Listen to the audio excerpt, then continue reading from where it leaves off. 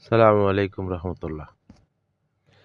গতকালকে একটা video published হয়েছে সাংবাদিক ইলিয়াসের সাথে মেজর ডালিমের। বাংলাদেশে একটা হৈ হুল্লোড় সৃষ্টি হয়েছে তার কিছু সাক্ষাৎকারে। বাংলাদেশে তো সে একা মুক্তিযুদ্ধ করে নাই। মুক্তিযুদ্ধ করেছে লক্ষ লক্ষ কোটি কোটি মানুষ। সেই লক্ষ লক্ষ কোটি কোটি মানুষের কথা বাদ দিয়ে আমরা ডালিমের কথা কেন বিশ্বাস করব? ডালিমের ভাষ্য অনুযায়ী বাংলাদেশে কোনো নারী ধর্ষণ হয় নাই মুক্তিযুদ্ধের সময়। তাহলে কি ৩ লক্ষ মা বোনদের যে বিলং করা হয়েছে এগুলো কি ভুয়া? মেথর ডালিমের মার সাংবাদিক ইলিয়াসের মা ছাড়া আর কেউ ধর্ষিত হয় নাই মুক্তিযুদ্ধের সময়।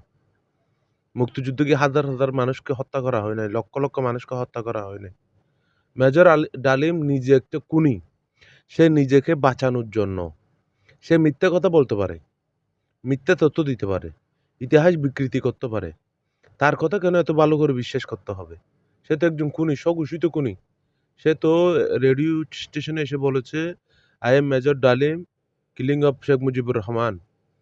শেখ মুজিবকে সে হত্যা করেছে, বয়স করেছে, রেডিওতে কথা বলেছে। তার কথা কেন আজকে আমাদেরকে বিশ্বাস করতে হবে? সে তো একজন খুনি। সে একজন স্বঘোষিত খুনি। তার কথা কেন আমাদের বিশ্বাস করতে হবে? মেজর ডালিম একজন খুনি, একজন খুনি, একজন খুনি। সে বঙ্গবন্ধুকে হত্যা করেছে। সে বঙ্গবন্ধুর সপরিবারকে হত্যা করেছে। ছোট্ট ছেলে রাসেলকে হত্যা করেছে। আজকে আমার একটা জিনিস নাউজুবিল্লাহ এটা বলা উচিত কিনা আমি জানি না। আপনার শয়তানকে যদি যে শয়তানকে যদি ফেরওয়ানের মাধ্যমে সাক্ষাৎকার করাইয়া এরকম লাইভ করে ছেড়ে দেওয়া যাইত, মানুষ আল্লাহর প্রতিও সন্দেহ করত। নাউজুবিল্লাহ।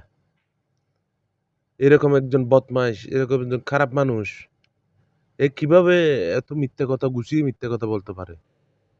কিভাবে এত সে কি একাই মুক্তিযুদ্ধ করেছে? মুক্তিযুদ্ধের সময় তো হাজার হাজার মানুষ যারা মুক্তিযুদ্ধ করেছে এখনো বেঁচে আছে। কর্নেল অলি আহমদও বেঁচে আছে। হ্যাঁ? মুক্তিযুদ্ধের রফিকুল ইসলাম, বঙ্গবীর কাদের সিদ্দিকী, আসম আব্দুর রব, ডক্টর কামাল হোসেন সবাই তো বেঁচে আছে। সবাই কি মিথ্যা? শুধু ডালিম সত্য? সে খুনি বলে। সে নিজেকে বাঁচানোর জন্য এ সমস্ত মিথ্যা তথ্য দিচ্ছে, জাতিকে বিভ্রান্ত করতেছে।